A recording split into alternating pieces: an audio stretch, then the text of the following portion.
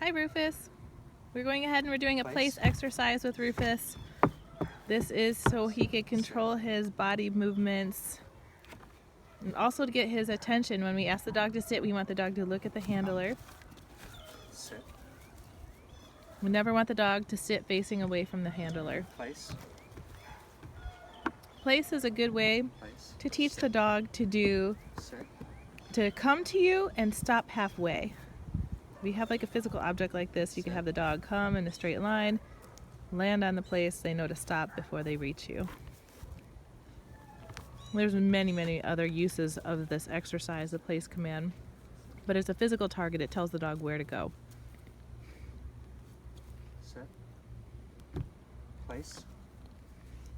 And sometimes for the handler to put a foot up on the place board, it's encouraging for the dog to get up on the place board. This is all nonverbal body language that the handler is giving the dog as cues. See how he kind of goes wide there? Yeah, he goes wide on his turns. So those turns are called a step behind. He's walking to the dog's butt on purpose, and the dog is expected to turn around and face the handler. He holds his head above the dog's head to get the dog to keep looking up. And I also want to get him used to holding his head steady so that when he's steady here, when he's really steady here, I can touch his head, Yeah. right? So we know just getting our eye drops in or checking his ears or his teeth or anything like that. It helps the vet out so much just to teach him to do this, to be steady, sit, steady, steady, steady.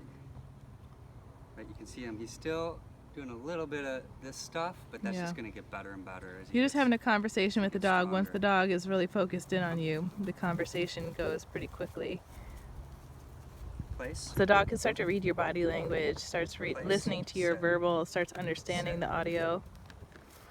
See, this is how the place board, you're also able to get some distance work in, sitting at a distance. So if you didn't have this physical marker, it would be a lot harder for the dog to know to stay on this place board. Turns tighter too, right? Yeah, he made his turns tighter. He's doing really good.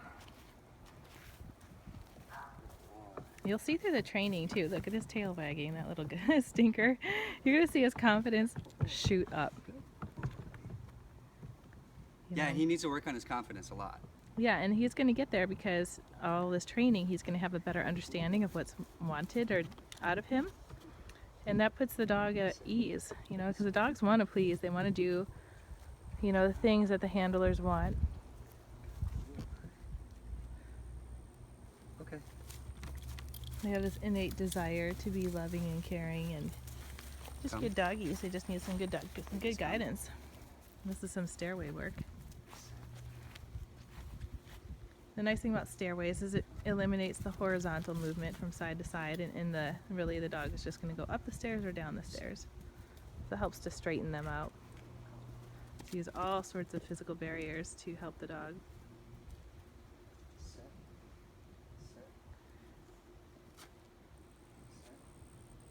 So just like the place board, you know, the top of the stairs is being used as a marker to say, hey, don't come past this stair.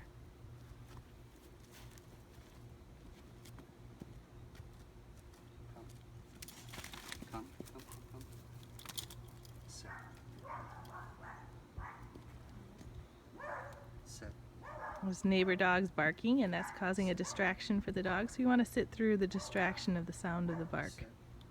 And that means head up. Don't worry about those barkers. Very good. Nice. Boy.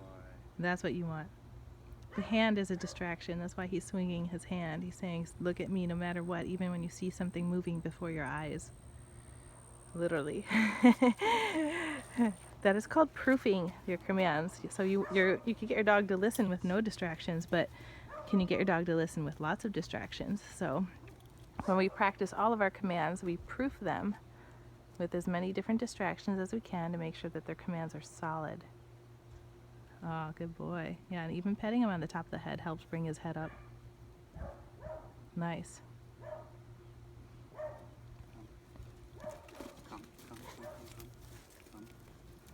And see there, the dog is assuming at the bottom of the stairs that it's like, yahoo! So you really want the dog to start to move with you and not just to assume running down the end of the stairs means they could take off. So that's why he's also stopping halfway up the stairs. So the dog doesn't assume stairs means shoot all the way up or shoot all the way down.